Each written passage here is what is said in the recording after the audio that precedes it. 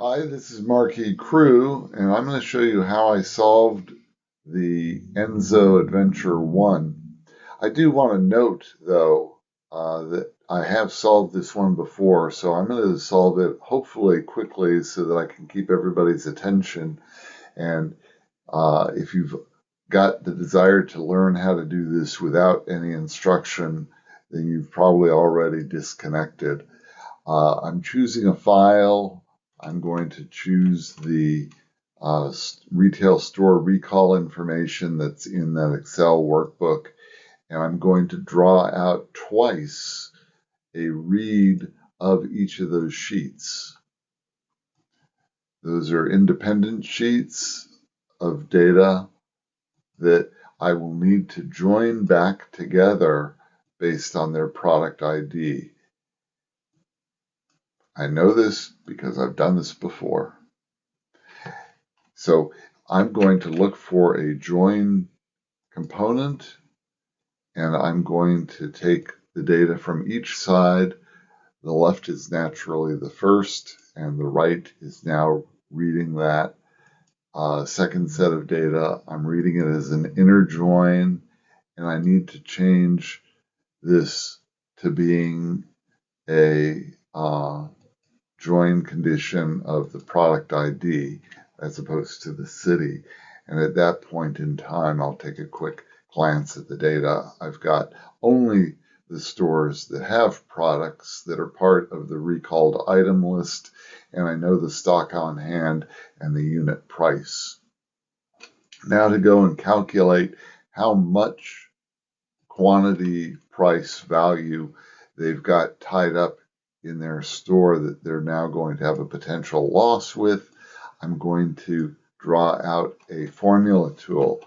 Well, there is no formula tool. We have a set component, and so I can go and take that set component and say that that is a expression. They do have a simple expression, but for some reason I like the idea of typing in. So I'm going to type in unit price times quantity and say that that unit price times quantity is going to be the value loss. I have a value loss. Now I need to sum that up or aggregate that data by store.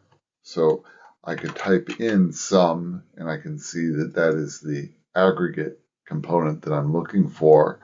And I'm going to group it by the store ID followed by the store name. And the column that I'm interested in, I'm going to do a sum, and I'm going to sum the column of value loss. I can make that store value loss. And now I could, if I wanted to, sort, and that is order by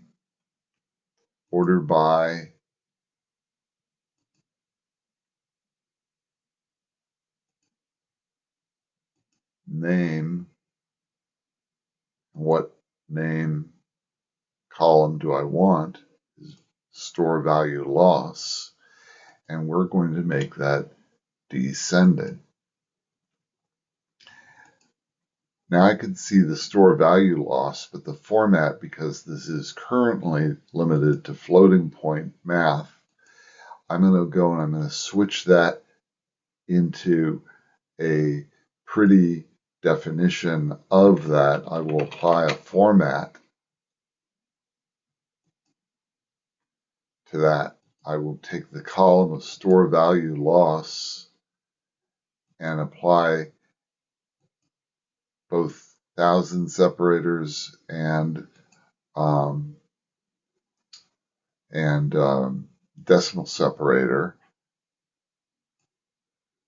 And I'm going to put the brackets around negative numbers because I would like to go into this and actually modify that to being a negative number. But I want to show you that before I get there. So I've put this format on, and now I can see the value loss, and I can see that in a descending manner. But I think that what I want to do is I want to explain this data as negative.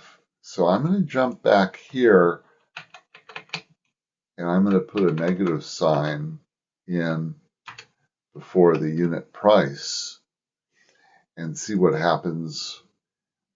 It's now still in descending order, but now you see it as a negative number. So I actually want to change that to being ascending because I want it to have the biggest value at the top of the list. And so it ranges from negative 20,000 down to negative 4,000.